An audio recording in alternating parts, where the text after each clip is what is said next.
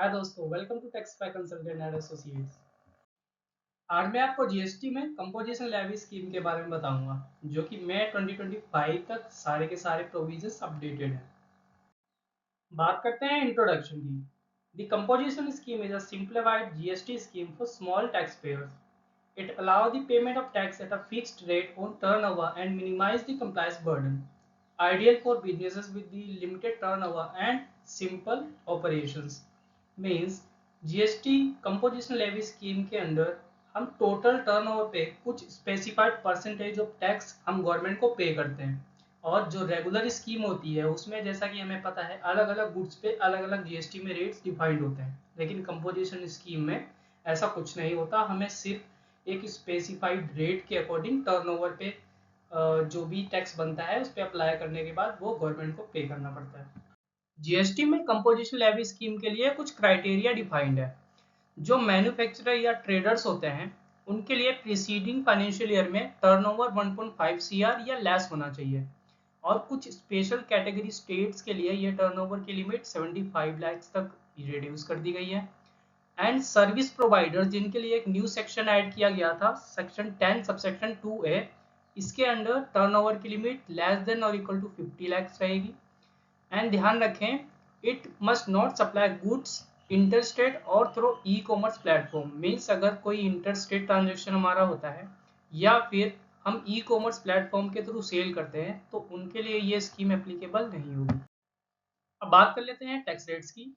Manufacturer या traders के case में 1% आपको जीएसटी पे करना पड़ेगा। रेस्टोरेंट के केस में नॉन एल्कोहलिक जो कि होने चाहिए उनके केस में 5% टैक्स आपको पे करना पड़ेगा। अदर सर्विस प्रोवाइडर्स के केस में 6% आपको टैक्स पे करना पड़ेगा। अब कुछ की फीचर्स के बारे में बात कर लेते हैं। इस स्कीम के अंडर आपको CMP 08 quarterly and GSTR 4 annual return file करनी रहेगी। और इसमें ध्यान रखें कि आप कस्टमर से जीएसटी चार्ज नहीं कर सकते और ना ही कोई इनपुट टैक्स क्रेडिट अवेल कर सकते हैं, और आपको टैक्स इनवॉइस के बिहाफ पे बिल ऑफ सप्लाई इशू करना पड़ेगा।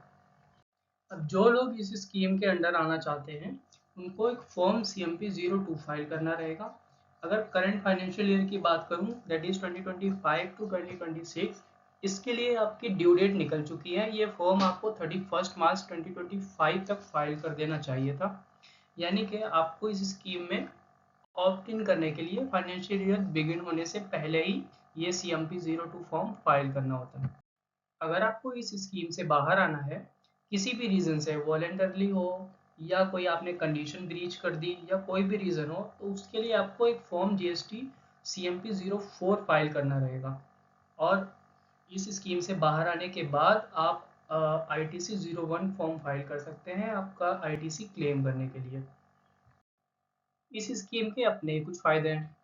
ये स्मॉल बिजनेस के लिए बहुत ज़्यादा बेनिफिशियल होता है, क्योंकि रेगुलर स्कीम के अंदर बहुत सारे कंप्लायंसेस बढ़ जाते हैं। हमें आईटीसी की कैलकुलेशन करनी पड़ती है, एलिजिबिलिटी चेक करनी पड़ती है, मंथली हमें कंप्लायंसेस देखने होते हैं, काफ़ी सारी वर्किंग बनानी पड़ती है। बट कंपोजिशन लेवी स्कीम के अंदर ऐसा कुछ नहीं होता। आपको सिर्फ 2 रिटर्न फाइल करनी होती हैं एंड आपको सिंपली टैक्स पे करना होता है, जो कि रेट्स आपकी फिक्स ही हो रखी होती हैं। इसमें आपकी कुछ लिमिटेशंस भी रहेंगी। आप इसमें आईटीसी क्लेम नहीं कर सकते, ना ही कोई इंटर स्टेट ट्रांजेक्शन कर सकते हैं। आपको सिर्फ इंट्रा स्टेट ही सेल करनी पड़ेगी। और ये जो जिनका बिजनेस B2B होता है उनके लिए स्कीम सूटेबल नहीं होती है, क्योंकि उनको आईटीसी क्लेम करना रहता है एंड जिसको हम सेल करते हैं सामने वाली पार्टी, उनको भी आईटीसी क्लेम करना रहता है। तो उनके लिए ये स्कीम बेनिफिशियल नहीं रहेगी। इस स्कीम में कोई रीसेंट अपडेट नहीं आया है। जैसे ही कोई अपडेट आता है तो आप हमारे यूट्यूब चैनल को फॉलो करते रहिए। जैसे ही कोई चेंज आता है, कोई अपडेट आता है, मैं आपको ज़रूर बताऊंगा। अगर आपको कोई भी डाउट है या फर्दर क्लैरिफिकेशन चाहिए उसके लिए आप मुझे व्हाट्सएप कर सकते हैं या मुझे इंस्टाग्राम पर डायरेक्टली मैसेज भी कर सकते हैं। Thank you.